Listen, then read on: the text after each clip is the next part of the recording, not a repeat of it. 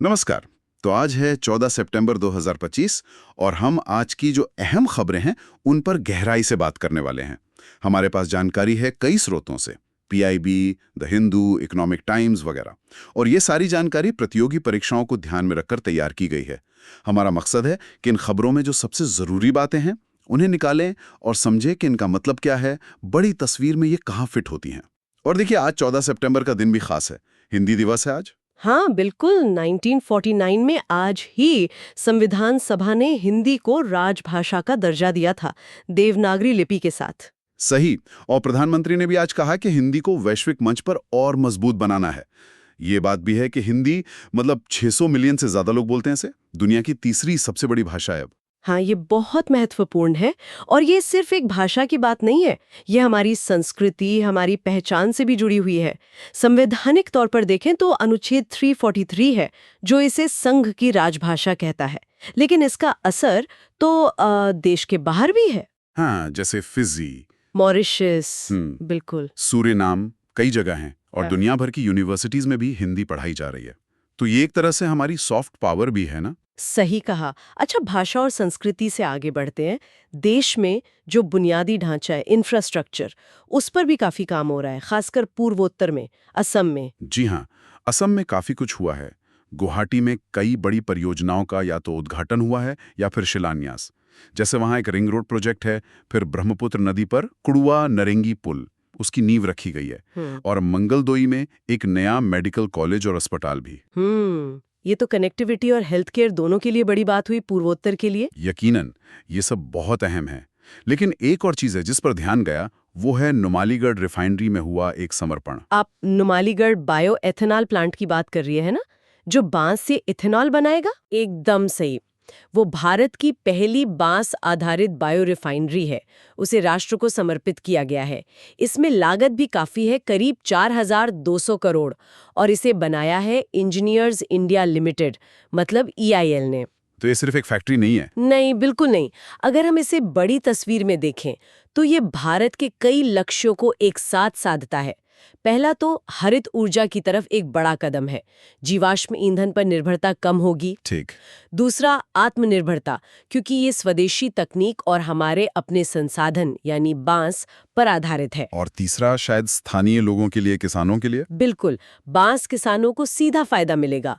और ये waste to wealth का भी एक अच्छा उदाहरण है। तो कई फायदे हैं इसके। ये वाकई एक मल्टी डायमेंशनल पहल लगती है।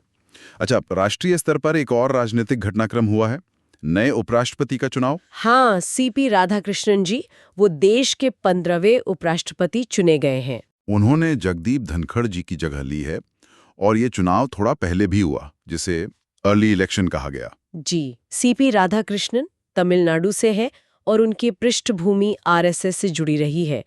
लेकिन अब उनकी असली भूमिका शुरू होगी। आप मतलब उनकी संवैधानिक भूमिका की तरफ इशारा कर रही हैं, राज्यसभा के सभापति के तौर पर। निश्चित रूप से।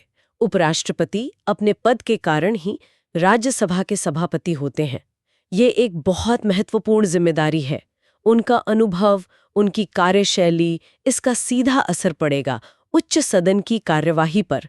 बहस की क्वालिटी, कानून बनाने की रफ्तार, सरकार और विपक्ष के बीच तालमेल, इन सब पर। तो ये देखना होगा कि वो सदन को कैसे चलाते हैं। हाँ, मतलब संतुलन कैसे बनाते हैं। क्या वो सरकार के विधायी एजेंडा को आगे बढ़ाने में ज्यादा मददगार होंगे या फिर निष्पक्ष संचालन पर ज्यादा जोर देंगे? ये संसदीय लोकतंत्र के लिहाज से देखने वाली बात होगी। अच्छा, संसद से थोड़ा हटके देखें तो समाज का एक अहम हिस्सा है जनजातीय समुदाय। उनके लिए भी कुछ नई पहलें शुरू हुई हैं। जी, जनजातीय कार्य मंत्रालय ने 2 महत्वपूर्ण चीजें की हैं। एक तो आदि संस्कृति नाम से एक डिजिटल प्लेटफॉर्म का बीटा वर्जन लॉन्च किया है। आदि संस्कृति, ये क्या है?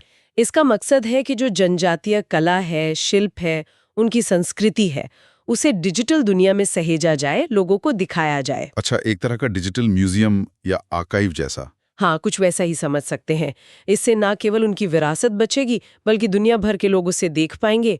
हो सकता है कलाकारों को इससे कुछ आर्थिक लाभ भी मिले। और दूसरी पहल? दूसरी है आदि कर्मयोगी अभियान।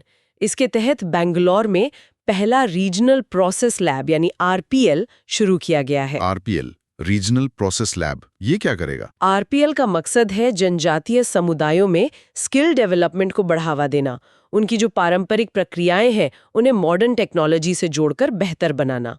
तो मतलब आदि संस्कृति विरासत सहेजने के लिए और आरपीएल कौशल विकास के लिए। बिल्कुल। आरपीएल से जनजातीय युवाओं को मार्केट की ज़रूरतों के हिसाब से तैयार करने में मदद मिलेगी।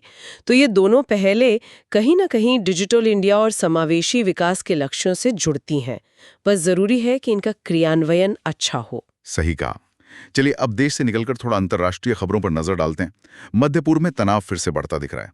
हमारे पास जो सूत्र हैं उनके अनुसार गाजा पट्टी में इजरायली हमले तेज हुए हैं और दुखद है कि काफी संख्या में फिलिस्तीनी नागरिकों की मौत की खबरें आ रही हैं। बताया जा रहा है कि इजराइल ने गाजा सिटी पर नियंत्रण के लिए अपनी सैन्य कार्रवाई भी बढ़ा दी है। हाँ, ये खबरें चिंताजनक हैं और सिर्फ गाजा ही नहीं, यमन में हूती ठिकानों पर भी इजरायली हवाई हमलों की खबर है, जिसमें भी जानें गई हैं। संयुक्त राष्ट्र लगातार संघर्ष विराम की अपील कर रहा है। यहाँ ये साफ कर दें कि हम सिर्फ वो जानकारी दे रहे हैं जो हमारे स्रोतों में उपलब्ध है, पूरी तटस्थता के साथ। देखिए, मध्य पूर्व में जब भी तनाव बढ़ता है तो इसके कई असर होते हैं।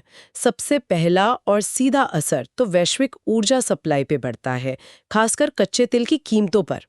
दूसरा, ये क्षेत्रीय अस्थिरता को और बढ़ा सकता है। मतलब खतरा रहता है कि कहीं और देश भी इसमें न खिंच जाएं। और कूटनीति के लिए भी चुनौती है ये। बिल्कुल, ये अंतर्राष्ट्रीय कूटनीति के लिए एक बड़ी चुनौती है। यहाँ अलग अलग वैश्विक शक्तियों के हित जुड़े होते हैं। यूएन की अपीलें अपनी जगह हैं, लेकिन जमीनी हकीकत बहुत जटिल होती है अक्सर। यूरोप की बात करें तो वहां भी एक राजनीतिक फेरबदल हुआ है। फ्रांस को नया प्रधानमंत्री मिला है, सेबेस्टियन लेकोर्नू। जी, फ्रांसवा बायरो विश्वास मत हार गए थे, उसके बाद इनकी नियुक्ति हुई है। फ्रांस तो यूरोप की एक बड़ी ताकत है, वहां की राजनीति का असर तो पड़ेगा ही। हाँ बिल्कुल, प्रधानमंत्री का बदलना, खासकर इस तरह से विश्वास मत हारने के बाद, ये सरकार की स्थिरता पर सवाल उठाता है, नीतिगत निरंतरता पर भी। अब देखना होगा कि लिकोर्नू की सरकार जो यूरोप के बड़े मुद्दे हैं, जैसे यूक्रेन संकट है, आर्थिक सुधार है, जलवायु परिवर्तन है, उन पर क्या रुख अपनाती है और कितनी प्रभावी रहती है। मध्यपूर्व से जुड़ी एक और खबर है जो काफी दिलचस्प लग रही है। कहा जा रहा है कि G7 समूह के किसी एक देश ने इसी महीने फिलिस्तीन को एक राष्ट्र के रूप में मान्यता दे दी है। हाँ, ये वाकई एक दिलचस्प डेवलपमेंट है। G7 मतलब दुनिया के 7 सबसे प्रभावशाली औद्योगिक देश। उनमें से अगर कोई एक देश फिलिस्तीन को मान्यता देता है तो ये एक बड़ा प्रतीकात्मक कदम है। इससे फिलिस्तीनी प्रशासन को एक तरह से नैतिक और कूटनीतिक बल मिल सकता है। तो क्या ये पश्चिमी देशों के रुख में बदलाव का संकेत है? कह सकते हैं। यहाँ जो आकर्षक बात है वो यही है कि ये शायद इजराइल फिलिस्तीन संघर्ष पर जो पारंपरिक पश्चिमी नजरिया रहा है उसमें बदलाव का संकेत हो, और हो सकता है ये दूसरे देशों को भी ऐसा करने के लिए प्रेरित करे। हालांकि इसका असली असर इस बात पर निर्भर करेगा कि ये कौन सा देश है और बाकी G7 सदस्य या दूसरे बड़े देश इस पर क्या प्रतिक्रिया देते हैं। कूटनीति की बात चल रही है तो हाल में जो SCO यानी शंघाई सहयोग संगठन का शिखर सम्मेलन हुआ था, उसका भी जिक्र जरूरी है। हाँ, चीन के तियानजिन में 21 अगस्त 1 सितंबर को। वहां भारत और चीन के बीच सीमा पर शांति बनाए रखने पर सहमति बनी थी और प्रधानमंत्री मोदी और चीनी राष्ट्रपति शी जिनपिंग की द्विपक्षीय मुलाकात भी हुई थी। देखिए, ये सहमति महत्वपूर्ण है, खासकर पिछले कुछ सालों से सीमा पर जो तनाव चल रहा है उसे देखते हुए। SCO जैसे मंच पर अगर ऐसी कोई सहमति बनती है तो ये एक सकारात्मक संकेत है। लेकिन क्या ये जमीन पे उतरेगा? वही असली परीक्षा है। मतलब क्या इससे सीमा पर सैनिकों की वापसी की प्रक्रिया तेज होगी? क्या दोनों देश विश्वास बहाली के लिए और कदम उठाएंगे? ये बातें भारत चीन संबंधों की आगे की दिशा तय करेंगी, पर कम से कम उच्च स्तर पर बातचीत जारी है, ये भी अपने आप में एक बात है। बिल्कुल। अच्छा, जरा अर्थव्यवस्था की तरफ चलते हैं। भारत और ब्रिटेन के बीच एक पहल है UK India infrastructure financing bridge, यानी UKIIFB। उसने अपनी पहली सालगिरह मनाई है। जी, ये सितंबर 2024 में शुरू हुआ था और हाल ही में लंदन में इसकी एक रिपोर्ट भी जारी हुई है। तो ये UKIIFB करता क्या है असल में? इसका मुख्य काम है कि भारत में जो बड़े बड़े इंफ्रास्ट्रक्चर प्रोजेक्ट्स बन रहे हैं उनके लिए ब्रिटेन के प्राइवेट सेक्टर से निवेश लाना। ये ब्रिज निवेशकों के लिए रिस्क कम करने में मदद करता है, मतलब डी रिस्किंग, और प्रक्रिया को आसान बनाता है। और इस रिपोर्ट में क्या था? रिपोर्ट में शायद अब तक क्या प्रगति हुई है उसका जिक्र होगा और आगे के लिए क्या सिफारिशें हैं। सुनने में आया है कि रिपोर्ट में कुछ नीतिगत बदलावों का भी सुझाव दिया गया है भारत के लिए, ताकि निवेश और आसानी से आ सके, जैसे कॉन्ट्रैक्ट लागू करवाने की प्रक्रिया को और मजबूत करना, रेगुलेटरी चीजों को सरल बनाना वगैरह। अगर ये सब होता है तो ये भारत यूके आर्थिक साझेदारी के लिए अच्छा है और भारत का जो इंफ्रास्ट्रक्चर गैप है उसे भरने में भी मदद मिल सकती है। इंफ्रास्ट्रक्चर की बात हो रही है तो एक और खबर है रेलवे से जुड़ी। कैबिनेट ने एक रेल लाइन को डबल करने की मंजूरी दी है। भागलपुर, दुमका, रामपुर हाट, ये बिहार, झारखंड और पश्चिम बंगाल को जोड़ती है। हाँ, ये पूर्वी भारत के लिए काफी अच्छी खबर है। सिंगल लाइन होने से अक्सर ट्रेनें लेट होती हैं, क्षमता भी कम रहती है। डबल लाइन होने से न सिर्फ पैसेंजर ट्रेनों की स्पीड और संख्या बढ़ेगी, बल्कि माल ढुलाई भी आसान और तेज होगी। खासकर कोयला वगैरह के लिए। हाँ, कोयला और दूसरे खनिज, उनका परिवहन तेज होगा, जो पावर प्लांट्स और इंडस्ट्रीज के लिए जरूरी है। तो ये उस क्षेत्र के आर्थिक विकास को गति दे सकता है। और अर्थव्यवस्था से ही जुड़ी एक और चर्चा है जीएसटी 2.0 सुधारों की। ऐसी बातें चल रही हैं कि इसमें शायद स्वास्थ्य सेवाओं पर टैक्स कम किया जा सकता है। जीएसटी 2.0 पर अभी बातें चली रही हैं, लेकिन अगर स्वास्थ्य पर टैक्स कम करने का प्रस्ताव आता है तो ये महत्वपूर्ण होगा। अगर ऐसा होता है तो उम्मीद है कि स्वास्थ्य सेवाएं थोड़ी सस्ती होंगी, आम आदमी की पहुंच बढ़ेगी।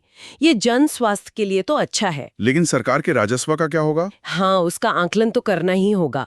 ये कदम शायद अर्थव्यवस्था को बढ़ावा देने और महंगाई को काबू में रखने की बड़ी कोशिशों का हिस्सा हो सकता है, पर इसका असली असर तो तभी पता चलेगा जब ये लागू होगा। सही है। आर्थिक विकास के साथ साथ पर्यावरण और सामाजिक मुद्दों पर भी ध्यान देना जरूरी है। इसी से जुड़ी खबर है, पर्यावरण मंत्रालय ने स्वच्छ वायु सर्वेक्षण 2025 के नतीजे जारी किए हैं। जी, ये सर्वेक्षण राष्ट्रीय स्वच्छ वायु कार्यक्रम यानी NCAP के तहत होता है। इसमें शहरों को रैंक किया जाता है कि उन्होंने हवा की गुणवत्ता सुधारने के लिए कितने अच्छे प्रयास किए हैं। स्रोत बता रहे हैं कि 10 लाख से ज्यादा आबादी वाले शहरों में किसी एक शहर ने बहुत ही अच्छा प्रदर्शन किया है। 200 में से 200 अंक हासिल किए हैं, हालांकि नाम नहीं बताया गया है। इस तरह की रैंकिंग से शहरों के बीच एक हेल्दी कंपटीशन बनता है। वो वायु प्रदूषण कम करने के लिए और ठोस कदम उठाने को प्रेरित होते हैं। ये शहरी जीवन की क्वालिटी और लोगों की सेहत के लिए बहुत जरूरी है। और सामाजिक संकेतों की बात करें तो एक बहुत ही महत्वपूर्ण पहल हुई है। राष्ट्रीय महिला आयोग NCW ने देश का पहला धारणा आधारित राष्ट्रीय महिला सुरक्षा सूचकांक नारी 2025 जारी किया है। और इसके नतीजे काफी सोचने पर मजबूर करते हैं। बिल्कुल, ये सूचकांक इसलिए खास है क्योंकि ये सिर्फ अपराध के सरकारी आंकड़ों पर नहीं, बल्कि महिलाओं के अपने अनुभव और सुरक्षा को लेकर उनकी जो धारणा है उस पर आधारित है। सर्वे में शामिल 7% महिलाओं का ये कहना कि उन्होंने उत्पीड़न झेला है, ये आंकड़ा जमीनी हकीकत बताता है। खासकर 24 साल से कम उम्र की युवतियों में ये ज्यादा है। और इसमें यह भी सामने आया कि उत्पीड़न के हॉटस्पॉट कौन से हैं? हाँ, यहाँ ये वास्तव में दिलचस्प हो जाता है। हॉटस्पॉट के रूप में पड़ोस और पब्लिक ट्रांसपोर्ट का सामने आना, ये बहुत अहम जानकारी है। तो इसका नीतिगत स्तर पर क्या मतलब निकलता है? मतलब पॉलिसी बनाने में कैसे मदद मिलेगी इससे? इसका सीधा मतलब है कि महिला सुरक्षा के प्रयास सिर्फ पुलिसिंग तक सीमित नहीं रह सकते। ये सूचकांक बताता है कि हमें अपराध होने के बाद एक्शन लेने के बजाय रोकथाम पर ज्यादा ध्यान देना होगा। सार्वजनिक जगहों का डिजाइन बेहतर करना, ट्रांसपोर्ट को सुरक्षित बनाना, समुदाय में जागरूकता फैलाना, इन सब पर जोर देने की जरूरत है। अच्छा, हॉटस्पॉट के पहचान होने से क्या होगा? शहरी नियोजन में, स्ट्रीट लाइटिंग में, ट्रांसपोर्ट के सुरक्षा नियमों में, पुलिस गश्त के पैटर्न में, इन सब में बदलाव लाए जा सकते हैं। ये डेटा महिला सुरक्षा नीतियों को ज्यादा टारगेटेड और असरदार बनाने में एक बड़ा टूल साबित हो सकता है। ये तो वाकई एक महत्वपूर्ण पहल है। अच्छा, अब तकनीक के मोर्चे पर चलते हैं। प्रधानमंत्री ने नई दिल्ली में सेमीकॉन इंडिया 2025 का उद्घाटन किया है। जी, और इसी मौके पर विक्रम 32 नाम का एक स्वदेशी माइक्रो प्रोसेसर भी लॉन्च किया गया। सेमीकॉन इंडिया जैसे आयोजन दिखाते हैं कि भारत सेमीकंडक्टर के क्षेत्र में कितना महत्वाकांक्षी है। आजकल चिप्स यानी सेमीकंडक्टर तो हर इलेक्ट्रॉनिक चीज की जान है। इस फील्ड में आत्मनिर्भर बनना भारत के लिए रणनीतिक रूप से बहुत जरूरी है। और विक्रम 32 जैसे स्वदेशी माइक्रोप्रोसेसर का बनना दिखाता है कि भारत डिजाइन और मैन्युफैक्चरिंग दोनों में अपनी क्षमताएं बढ़ा रहा है। तो इससे आयात पर निर्भरता कम होगी। हाँ, एक तो आयात पर निर्भरता कम होगी, दूसरा दुनिया की जो सेमीकंडक्टर सप्लाई चेन है उसमें भारत की भूमिका भी मजबूत होगी। शिक्षा की बात करें तो 8 सितंबर को अंतर्राष्ट्रीय साक्षरता दिवस था। हाँ, और इस बार की थीम थी डिजिटल युग में साक्षरता को बढ़ावा। इसी मौके पर एक अच्छी खबर भी आई कि हिमाचल प्रदेश पूरी तरह साक्षर होने वाला 5वां राज्य या केंद्र शासित प्रदेश बन गया है। ये थीम आज के समय में बहुत ही प्रासंगिक है। साक्षरता का मतलब अब सिर्फ पढ़ना लिखना नहीं रहा, अब इसमें डिजिटल टूल्स का इस्तेमाल करना, ऑनलाइन जानकारी को समझना, डिजिटल दुनिया में सेफ रहना, ये सब भी शामिल है। हिमाचल की उपलब्धि तो बहुत अच्छी है, लेकिन ये थीम हमें डिजिटल डिवाइड की चुनौती भी याद दिलाती है। ये जरूरी है कि डिजिटल साक्षरता समाज के हर तबके तक पहुंचे। बिल्कुल। अब कुछ फटाफट खेल जगत की सुर्खियां ले लेते हैं। यूएई में पुरुषों का T20 Asia cup cricket tournament चल रहा है। भारत मजबूत दावेदार माना जा रहा है। हाँ, एशिया कप का उत्साह तो रहता ही है। फॉर्मूला 1 रेसिंग में इटालियन ग्रांड प्री का आयोजन हुआ और भारत में खेलों की विविधता भी बढ़ रही है। पहली बार 51-50 ट्रायथलॉन का आयोजन भी सितंबर में हुआ। ट्रायथलॉन जैसे इवेंट्स का भारत में होना दिखाता है कि एथलेटिक्स और एंड्योरेंस स्पोर्ट्स में भी लोगों की रुचि बढ़ रही है। ये एक अच्छा संकेत है।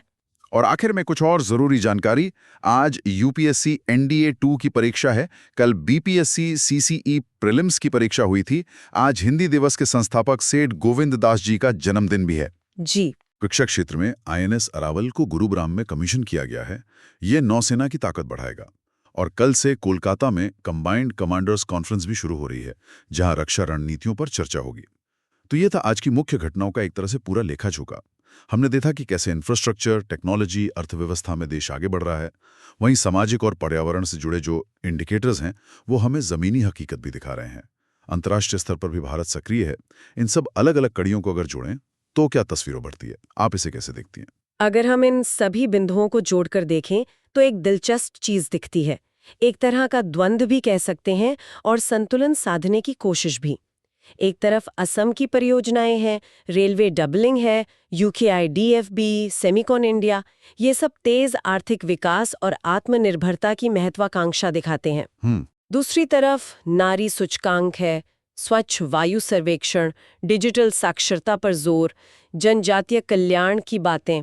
ये दिखाता है कि विकास को समावेशी और टिकाऊ बनाने की चेतना भी है। अंतर्राष्ट्रीय स्तर पर भी, चाहे SCO में चीन से बातचीत हो, या G7 के बदलते रुख पर नजर रखना हो, या मध्य पूर्व के तनाव को मैनेज करना हो, भारत एक मल्टीपोलर दुनिया में अपने हितों को साधने की कोशिश कर रहा है। कुल मिलाकर ये एक ऐसे राष्ट्र की तस्वीर है जो तेजी से आगे तो बढ़ना चाहता है, लेकिन अपनी सामाजिक और पर्यावरणीय जिम्मेदारियों को भी समझ रहा है, या कम से कम समझने की कोशिश कर रहा है। देख रहे हैं कि नुमालीगढ़ जैसी बायो रिफाइनरी हरित ऊर्जा को बढ़ावा दे रही है। वहीं रेलवे और सड़कों का विस्तार हो रहा है, जिससे विकास तेज होगा, लेकिन शायद कार्बन उत्सर्जन भी बढ़ेगा। स्वच्छ वायु सर्वेक्षण जैसे मानक हमें आईना भी दिखा रहे हैं। तो सोचने वाली बात यह है कि क्या ये दोनों लक्ष्य, तेज विकास और पर्यावरण का ध्यान रखना, क्या ये सच में एक साथ हासिल किए जा सकते हैं? या कहीं ऐसा तो नहीं कि एक की कीमत पर दूसरे से समझौता करना पड़ रहा है? इसी सवाल के साथ आज के इस विश्लेषण को यहीं रोकते हैं। इन स्रोतों की गहराई में हमारे साथ उतरने के लिए धन्यवाद। उम्मीद है कुछ महत्वपूर्ण और उपयोगी जानकारियां मिली होंगी। अगली बार फिर मिलेंगे कुछ और अहम जानकारियों के साथ।